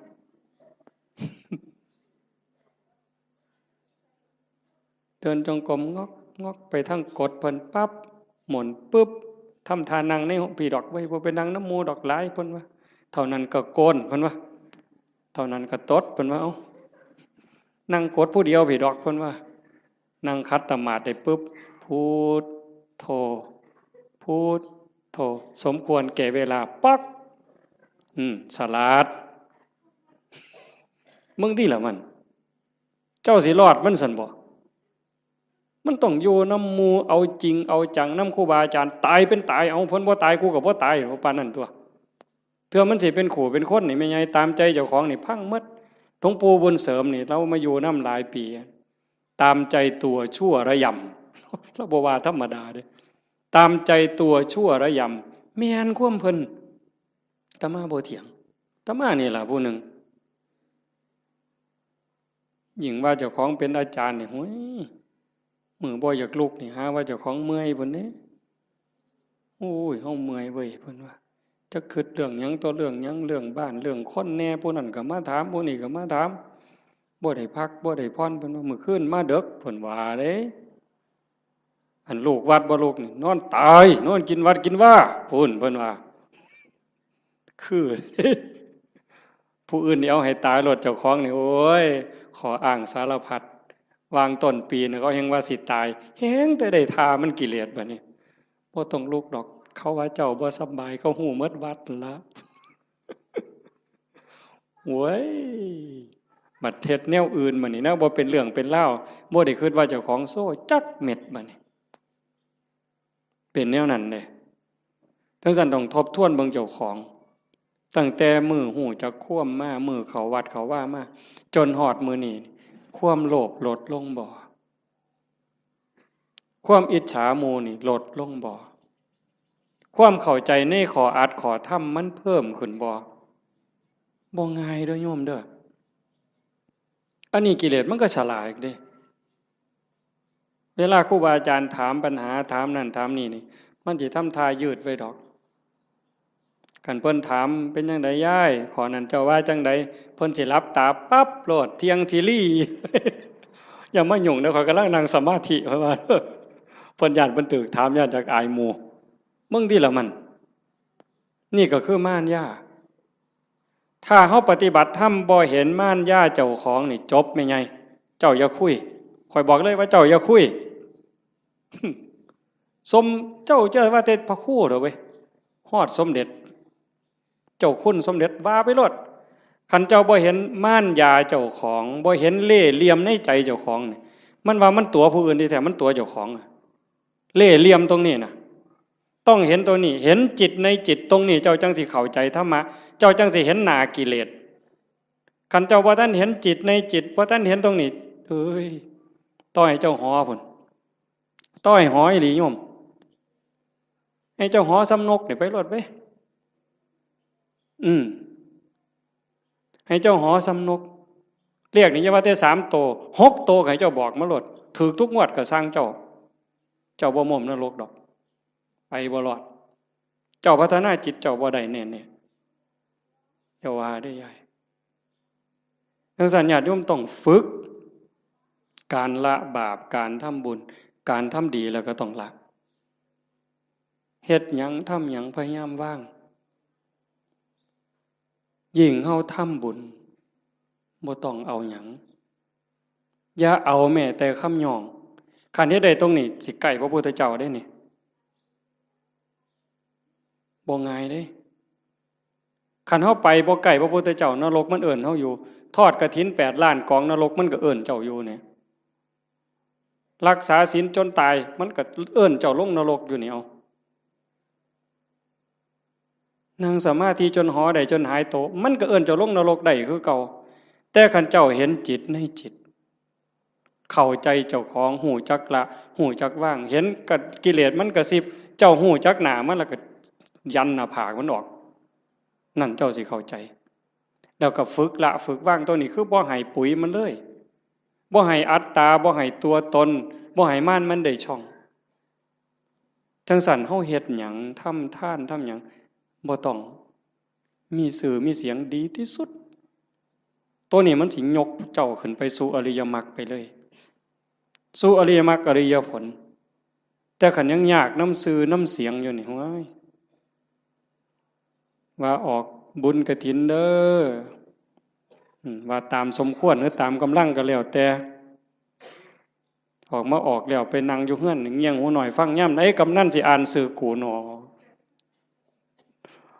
ตอนกำนันอ่านสื่อเจ้าของล่ะไปฆ่าอาบน้ำบ่ได้ยินออกมาแต่อาบน้ำโอ้เศร้าอ่านอีก2 คนเมิดเว้ยบ่มีสื่อกูว่ะไทไหนมาหอดกำนันคือบ่อ่านให้ข่อยแน่ล่ะเพิ่นว่าตายได้นั่นน่ะขาดทุนโยมสุบินนี่ไปออกวิทยุคือกันแล้วคือบ่มีซื้อข่อยแน่ล่ะยายเพิ่นสิว่าจักมื้อบ่ได้โยมขาดทุนตอนนั้นเด้อตอนนั้นขาดทุนเฮ็ดแล้วล่ะก็ปล่อยไว้ลองเบิ่งเพิ่นสิอ่านก็เรื่องของเพิ่นบ่อ่านก็เรื่องของเพิ่นแต่กิเลสมันก็มักย่องเด้นี่คันได้ถูกอ่านซื่อจักหน่อยแล้วโอ้ยหน้าใครอึ้งลึงกันรถเข้าเฮือนก็บ่ได้มันคาประตูมันใหญ่หลายฝึกใหม่มันก็สิเป็นเสียดายอยู่ดอกกันเพิ่นย่องแล้วส่งมีแห้งแต่คันดูเขาเฮ็ดแล้วก็แล้วไปเฮ็ดแล้วก็แล้วไปหน่อยก็ตามหลายก็ตามเฮ็ดด้วยใจด้วยความศรัทธาจริงๆอุบายของการให้ท่านเป็นอุบายเอาชนะความเห็นแก่ตัวเอาชนะความขี้ทีเท่านั้นเด้เรื่องสวรรค์น่ะเป็นแนวล่อซื่อๆเด้พุทธศาสนาแท้ๆนั่นการให้ท่านเป็นอุบายเอาชนะความขี้ทีเอาชนะความเห็นแก่ตัว ขันเฮาสละได้นั่นมันเป็นจาคะขันเฮาอยากได้ซื่ออยากให้เขาย่องอยากมีซื่อติดน้ำนั่นน้ำนี่อันนั่นมันเพียงแค่ให้ทานยายเฮ็ดนั่นเฮ็ดนี่อยากให้เพิ่นย่องอยากให้เพิ่นประกาศติดซื่อไว้ให้คนได้ฮู้ได้เห็นมันก็ดีระดับหนึ่งแต่มันเพียงแค่ให้ทานมันบ่ทันฮอดจาคะจาคะนี่สลัดออกบ่เอามาได้เอาออกเอาไปแล้วอย่ามาเฮ็ดหยังบ่เอาแม้กระทั่งคำย่องคำย่อนั่นมันสิได้เป่านิพพานเป็นของให้เปล่าบ่ได้ซื้อเพราะสลึงอันนี้เว้าน้ำก้นหลวงปู่เด้นิพพานเป็นของให้เปล่าพระอริยเจ้าตั้งแต่โสดาบันสกิทาคานาคาก็เป็นของให้เปล่าบ่ได้ซื้อเพราะสลึงแต่อาศัยการฝึกการฝนการบ่มจิตบ่มใจจังซั่นให้ฝึกมันบ่ทันล่ะยายเคยมีคนไปถามพระพุทธเจ้านี่แล้วว่าแก่แล้วเฒ่าแล้ว120ปีบ่2เฒ่าอันเคยได้ยินตัว2เฒ่านั้น120ปีหัวสั่นงอกไปกราบพระพุทธเจ้าโอ้ยตะกี้มั่วประมาทหลายว่าซั่นตอนนี้เฒ่าแล้วจักสิตายมื้อใดเฮ็ดจังไดจังสิได้บุญหลายว่าซั่นมันจังสิได้ทัน120ปีเนาะมันสิเลยจักมื้อเจ้าว่าบ่ทันได้เฮ็ดบุญจักหน่อยหรือเฮ็ดจังไดมันยังสิทันมันยังสิได้หลายที่สุดพระพุทธเจ้าว่านั่งอยู่ซื่อๆบ่ต้องไปเฮ็ดหยังดอกคันจะไปทอดกฐินทอดผ้าป่าก็บ่ทันหมู่ดอกเธอจะไปหาผ้ากฐินนั่นตายซ้ำบ่ได้ทอดดอกสิไปหุงข้าวใส่บาตรที่บ่ดีดังไฟบ่ทันแล้วตายแล้วเจ้านั่งเบิ่งลมหายใจหันไปหายใจเข้าหายใจออกเข้าก็ปล่อยออกก็ปล่อยบ่มีผู้ใดเสียดายนี่คือปล่อยว่างจาคะผู้ใดเสียดายลมหายใจเข้านี่แม่นไงโอ้ยสิมันกูเสียดายได้หายใจเข้ากูบ่ออกหัวมันดอกเอาซะแม่กันเสียดายอะไรหายใจเข้ามีแต่เอาอย่างเดียวหายใจเข้าเลยเจ้าบ่ต้องให้มันออกมาดอกเสียดายมันเอาเลยอนุญาตเดี๋ยวเจ้าสิฮู้ว่ามันสิเป็นหยังหายใจเข้ามันก็ต้องออกมาแล้วก็ต้องเข้าคือกันแต่บ่มีผู้ใดเสียดายบ่ติดยึดบ่ผูกยึดบ่ถือมั่นในลมหายใจเข้าหายใจออกการเป็นการอยู่ในชีวิตประจำวันก็คือทำดีนี่ต้องเฮ็ดละชั่วก็ต้องละชั่วทำดีสร้างบุญสร้างกุศลเฮ็ดไปซอยเหลือโลกซอยเหลือสังคมวัดว่าบ้านเมืองชุมชนที่เฮาอยู่เฮ็ดไปเถาะทำดีไปเถาะนั่นคือบุญนั่นคือพลังนั่นคือสมบัติที่สิส่งจิตวิญญาณไปสู่ที่ดีที่งามมีสุคติสวรรค์เป็นต้นแต่ขันเฮาฝึกปล่อยฝึกว่างจิตสิโล่งโปร่งเบาใกล้พุทธะเข้าไปเรื่อยๆใกล้พระพุทธเจ้าเข้าไปเรื่อยๆขันเบาเท่าใดแห่งขึ้นสูงได้จิตเบาจากความยึดมั่นถือมั่นเบาจากความยึดถือความเป็นตัวเป็นตนนั่นไก่พระพุทธเจ้าเพิ่นเว้าเป็นอุปมาว่าประตูพระนิพพานเฮาสิเข้าไปเมืองนิพพานได้จะต้องเฮ็ดโตน้อยๆความรู้สึกว่าเป็นตัวเป็นตนมันต้องน้อยอีหลีน้อยซ้ำใดน้อยซ้ำเพิ่นว่าผมเส้นนึงนี่ผมเฮานี่เส้นนึงนี่พาออกเป็น8ซีกกลับมื้อนี่ไม่ออกก็ลองไปพาเบิ่งเด้อพาผมเฮาเส้นนึงให้มันได้8ซีกพาทั้งยาวนี่ให้มันได้8ซีกผม1 ใน 8นะ8ใน1นั่นเส้นเดียวพาเป็น8ซีกเอามาซีกนึงจังแง่เข้าไปในหูประตูพระนิพพานได้ความรู้สึกเป็นโตเป็นตนเป็นกูนี่นะบอกภาษาเฮากูเป็นยามึงตัวกูเป็นแม่มึงตัวกูเป็นแม่เฒ่ามึงตัวให้มันเหลือน้อยซ้ำกับผมเส้นนึงพาเป็น8ซีกจังสิเข้าประตูพระนิพพานไปหาพระพุทธเจ้าได้จังซั่นการทำลายความเห็นแก่ตัวแบบเอาของคนอื่นอันนั้นย้อนโลภย้อนโกรธพานแต่เห็นย้อนคุณงามความดีอยากได้ชื่ออยากได้เสียง ต้องถือกย่องต้องถือกย่อต้องถือกประกาศต้องถือกสรรเสริญจังแมนอันนั้นก็ได้ไปแค่สวรรค์ได้แค่ท่านแต่บ่ทันหอดจาค่ะคันสลัดออกบ่ต้องมีก็ได้ซื่อบ่ต้องย่องก็ได้แต่ว่าข่อยสำบายใจข่อยได้บูชาพระพุทธเจ้าข่อยก็มีความสุขข่อยก็ได้เป็นสมบัติยิ่งให้ออกไปเท่าใดก็คือกับทมน้ำลายเพิ่นเปรียบจังซี่คือกับทมน้ำลายบ่เสียดายพระเจ้ามหากัปปินะพระเจ้ามหากัปปินะเป็นพระเจ้าแผ่นดินจ้างคนเด้ทุกมื้อจ้างทหารนี่ออกประตูเมือง4ทิศตะเว้นออกตะเว้นตกเหนือใต้เพื่อไปสืบข่าวพระพุทธพระธรรมพระสงฆ์เป็นเวลา40กว่าปีแต่อาตมาจำบ่ผิด40กว่าปีบ่ได้ยินข่าวนี่แต่ก็เสียมื้อละหมื่นเนี่ยจ้างคนบัดมื้อนึงเพิ่นไปประพาสป่าไปส้มสวนนี่ล่ะคันแม่นหมอลำก็ได้พระเจ้าแผ่นดินไปส้มสวนดอกไม้เห็นพ่อค้ากลุ่มหนึ่งมานั่งพักอยู่ท่าทางคือเมื่อยเพิ่นก็เลยไปถามหมู่เจ้ามาแต่ไสมาจากไสมาจากสาวัตถีเฮือราชคฤห์นี่แหละมีข่าวดีหยังมาบอกบ่มีหยังดอกเพิ่นว่าฮู้แต่ว่าตอนนี้พระพุทธเจ้าเกิดขึ้นแล้วสลบเลยฟื้นขึ้นมาไหมมีหยังอีกเนี่ยพระธรรมสลบฟื้นขึ้นมาอีกนอกจากพระพุทธพระธรรมแล้วมีหยังอีกพระสงฆ์สลบเฮ็ดจังไดบัดนี้ให้เลขานั่นเขียนหนังสือทันทีเฮาสิสละบวชขอให้พระนางอโนชาพระราชินีนี่ครองราชสมบัติจากเฮาต่อไปเลยเฮาจะบวชแล้วบ่กลับอีกแล้วแล้วก็มอบรางวัลให้กับพ่อค้ากลุ่มนี้ 300,000 300,000กหาปณะข้าบอกว่าพระพุทธเจ้าเกิดขึ้น 100,000 พระธรรม 100,000 พระสงฆ์ 100,000ให้เอาไปเลยแล้วครองราชเลยจากนั้นก็ไปเลยออกบวชพวกพ่อค้าเนี่ยมันก็ดีที่บัดนี้เนาะบ่ได้เฮ็ดหยังภาษาเอามาเว้าซื่อๆซ้ำนี่ไว้ได้ 300,000 ถือศาลนี่ไปแจ้งกับพระนางอโนชาเขาก็ว่าเป็นบ้าเป็นหยังจังสิได้หลายปานนั้นว่าให้ฟังเบิ่งเขาบอกเพิ่นพระเจ้าแผ่นดินไปบวชแล้วเพิ่นได้ยินจังซี่เพิ่นก็เลยสร้างมาแนวนี้พระพุทธเจ้าพระธรรมพระสงฆ์พระนางอโนชามีความรู้สึกว่าเป็นหยังคือให้หน่อยแท้มันเป็นข่าวประเสริฐปานนี้พระนางอโนชาเพิ่มให้พระพุทธ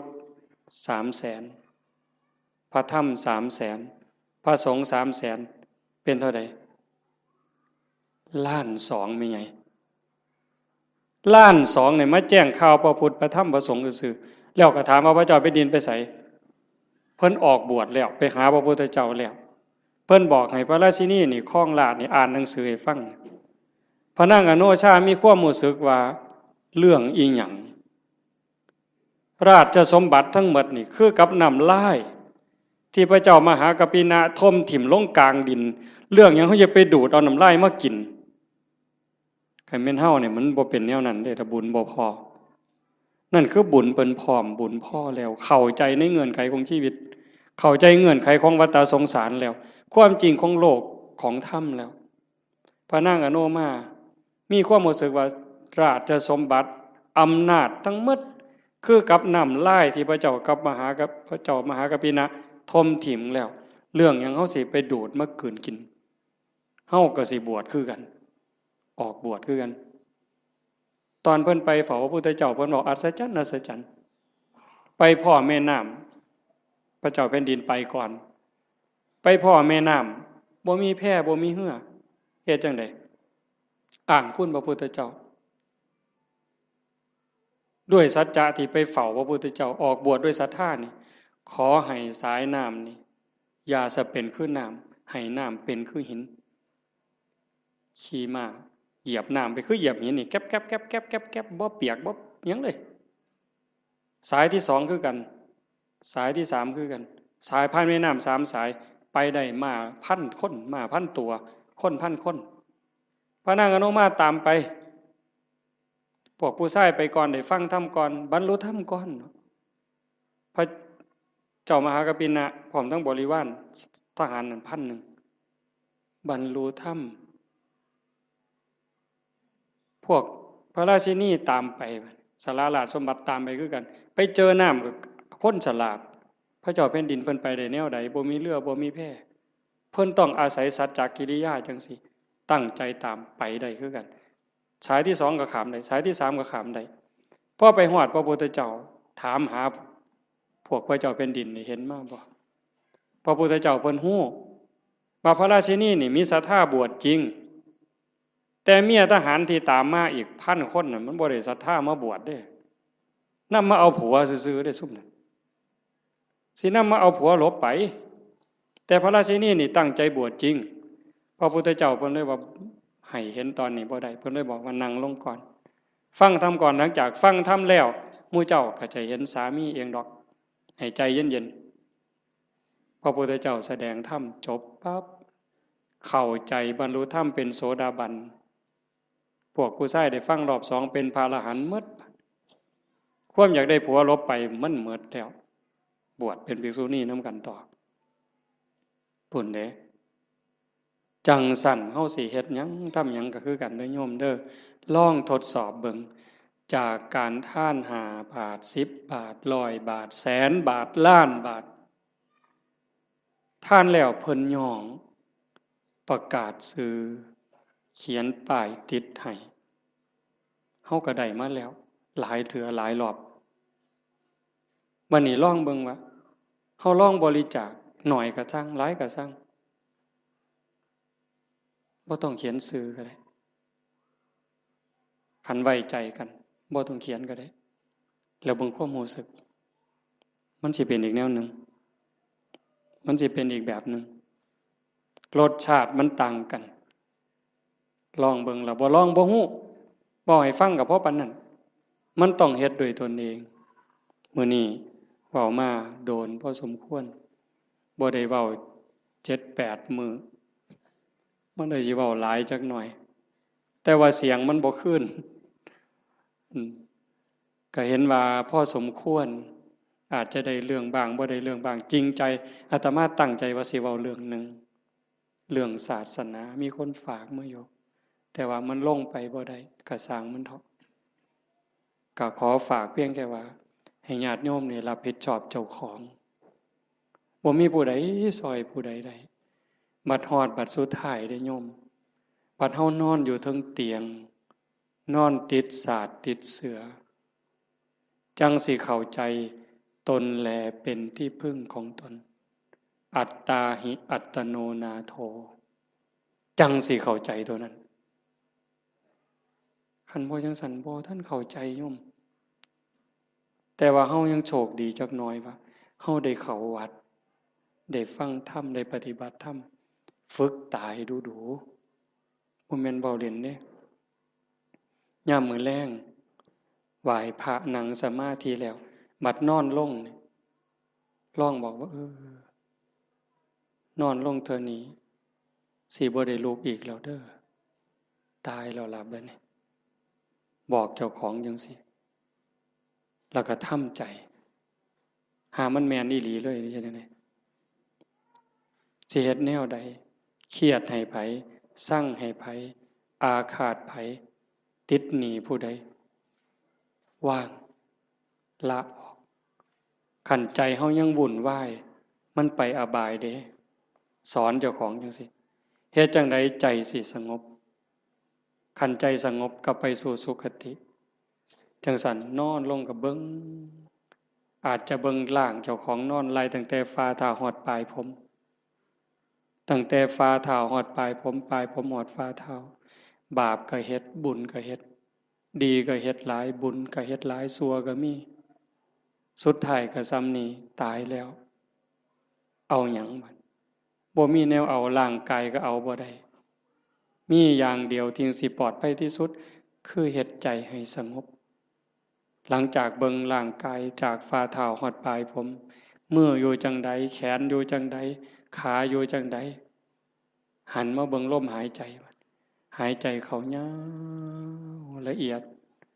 ออกยาวละเอียดลมเข้าลมออกลมเข้าลมออกผู้ใดใส่พุทโธกับพุทโธไปให้มันหลับไปครับจังสันซุมือซุมือนี่คือการเตรียมตัวตายที่ดีที่สุดว่ามีผู้ใดซอยใดที่ว่าเฮ็ดกฐินล้านกองหาบัดเฮาเจ็บเฮาปวดไม่ไงบัดใกล้สิตายมันเจ็บมันปวดทุรนทุรายมันบ่คิดฮอดกฐินนั่นดอกบ่คิดฮอดปิ่นโตบ่คิดฮอดบวชลูกบวชหลานซ้ำดีบ่ดีนิมิตขาเป็ดขาไก่ขากบขาเขียดมันมาหลอนเอาใจขาดปัดตอนกำลังทุบหัวกบใจขาดปัดไปเลยตกนรกท้วนเลยกฐินแสนกองท่าให้พ้นจากกบตัวนั้นก่อน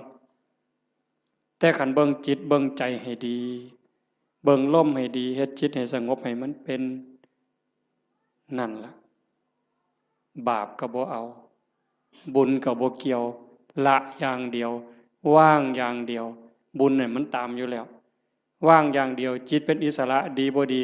จากปุถุชนคนกิเลสหนายกไปสู่ความเป็นพระอริยเจ้าได้บ่พ้นสมัยเด้พระพุทธเจ้าเพิ่นบอกยืนยันว่าแม้ปัจจุบันนี้พระอรหันต์ก็ยังเป็นได้ตราบใดที่พุทธบริษัทยังเป็นอยู่โดยชอบโลกนี้จะไม่ว่างจากพระอรหันต์โยมก็เป็นได้หมดทุกคนทุกคนมีโอกาสตกนรกมีโอกาสเป็นพระอรหันต์ได้หมดทุกคนทั้งโยมทั้งพระทั้งผู้เฒ่าทั้งเด็กน้อยบ่แต่หูเรื่องเฮ็ดให้มันเป็นจริงๆมันอยู่นี่อยู่ในใจเฮาหมดเนี่ยตั้งแต่นรกเปรตอสุรกายสัตว์เดรัจฉานมนุษย์สวรรค์6พรหม20ฮอดพระอริยเจ้าโสดาบันสกิ